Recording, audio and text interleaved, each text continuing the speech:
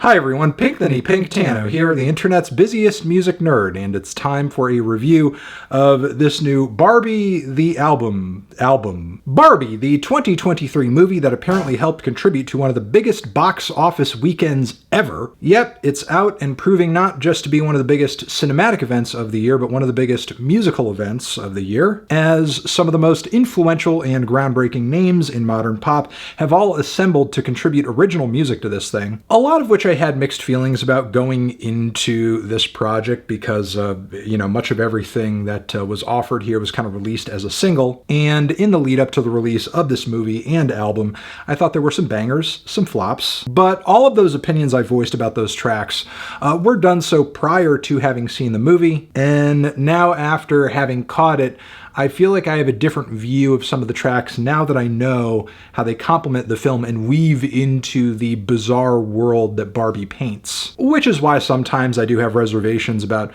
reviewing soundtracks, because they're pretty much meant to be supplementary and complementary to a bigger piece of media. They're not usually meant to be consumed simply by themselves, as they don't make total sense in that context, which is especially the case for cuts off of this that make direct references to the storyline. So when watching this, know that my enjoyment of a lot of the cuts on this soundtrack is couched in having enjoyed the film. Take from that what you will. I'm just letting you guys know. So with that being said, let's go over these tracks. We have a great starter in Pink with Lizzo, which is a very idyllic and sweet bit of disco soul fusion with light and glittery string hits that are absolutely gorgeous. And Lizzo herself is a perfect addition to this song and soundtrack, given that she has, obviously, the vocal chops to pull a track like this off, but also the emotional range to come across peppy and passionate, but also funny when she needs to be. So that means parts of this track land when she spells out Pink, saying P, pretty, I,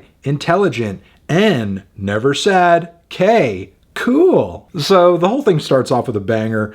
Following that, we have more disco vibes on Dua Lipa's Dance the Night, but this time the energy is more sensual and nocturnal. The lyrics also help build this vision of effortless, worry-free perfection, which is very much indicative of the world that Barbie lives in, especially with lines like, heart could be burning, but you won't see it on my face. Clear reference to bottling things up. The mix on this track as well is decadent, it's melodic, it's very danceable, like loads of tracks from Dua's last full-length LP. The song is great, but also serves as a reminder that we need the next album. We also have Barbie World with Nicki and Ice Spice, which has gone pretty viral, obviously, because, with Nicki, you have the Barbie, the Barbs tie-in. She had to be on the soundtrack. That was an obvious pick. Ice Spice is clearly pretty hot right now as well, and the beat samples Aqua's Barbie Girl and just kind of slaps it onto a drill beat, and honestly, it's kind of tacky. I mean, the verses are fun and there's good chemistry on the track for sure.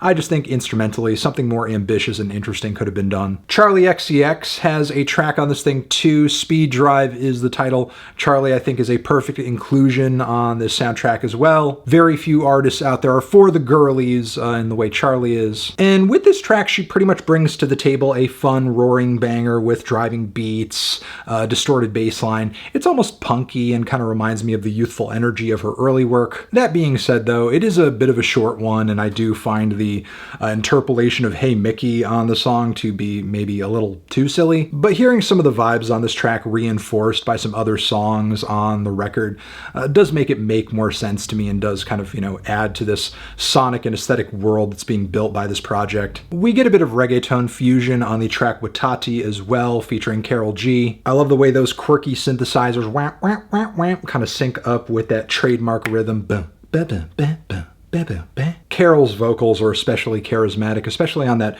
weird, woozy little breakdown. Aldo Ranks' feature on the back end is a bold and fitting contrast. But yeah, track bangs and brings some much-needed versatility to the project overall. Sam Smith, Man I Am, is also a major highlight for me, and ties directly into the narrative of the film. Very much a hype-up tune for the Kens, seeing them embracing their machismo with lots of funny and satirical meta-commentary. Not gay, bro, but I'm on that lay low. There's a lot of macho camp on the verses that progressively builds into this high energy 80s synth pop. Think Michael Sembello's Maniac, for example. Smith also kills it on the soaring chorus vocals too. Tame Impala is also included in this soundtrack, providing an interstitial little bit that kind of transitions us from the Barbie world to the real world. And of course, also in this soundtrack, we have a song that is led by Ryan Gosling vocally, I'm Just Ken, which is a multi-phased piece of pop and rock opera, which honestly, I can't get enough of. That piano rock intro, the hair metal guitar build around the midpoint, the push it to the limit style throbbing synth epic that the song eventually evolves into. Can you feel the energy? Now, how this track ties into the movie, I will go over now. You see, what happens is this SAG-AFTRA has recently asked influencers to stand in solidarity with their current strike, which I am in solidarity with that strike. And as a result of that, I am falling in line with their request to not review struck works.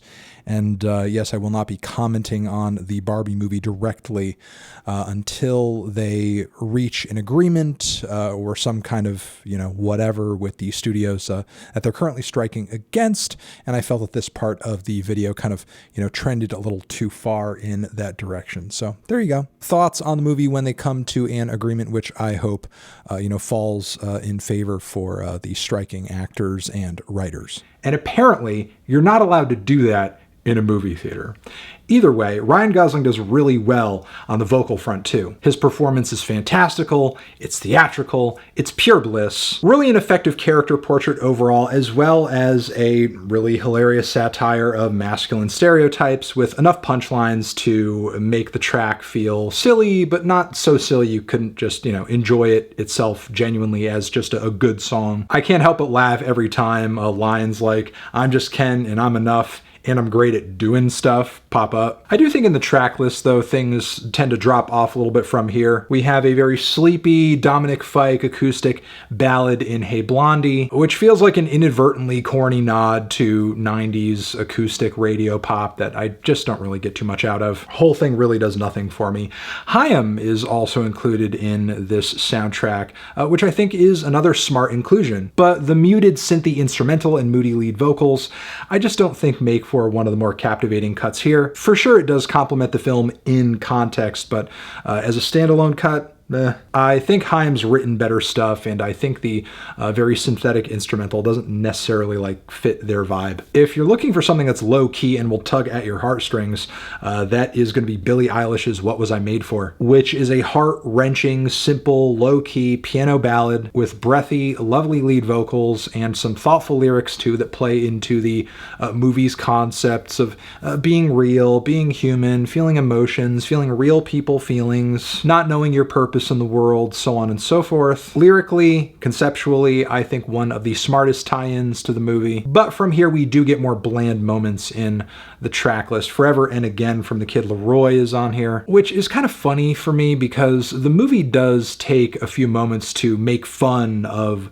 the super overly masked 90s rock singing style of dudes like Rob Thomas in a few scenes that I'm not going to spoil or anything like that. But I don't know, I kind of feel like Kid Laroi and a bunch of other singers currently represent just a 2023 version of that in a way, which at least to my ears is proving to be more and more obnoxious the longer it lasts. Not only that, but aesthetically, the instrumental and just the song here doesn't really fit the overall vibe of many of these other cuts, the rest of the film. There's nothing about this track that feels like a lovely, overwhelming pink fantasy, or even a sad moment within that fantasy, as does the Khalid track a little bit, Silver Platter, which is listenable, but mostly just reads like a patronizing love song. I think Pink Pantheress's Angel is a much more fitting inclusion, even if instrumentally it does feel pretty by the numbers for a Pink Pantheress track generally. That was my first impression of the song anyway. The more I listened to it, the more I was actually impressed with some of the finer details of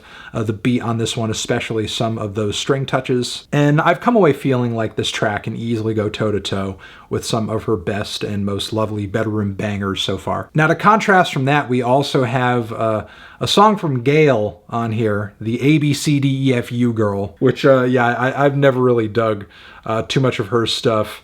And that's especially the case for this track over here, an interpolation of Crazy Town's Butterfly, which is so gross and tacky on multiple levels. Yeah, it's so disgusting, I can't stand to listen to it.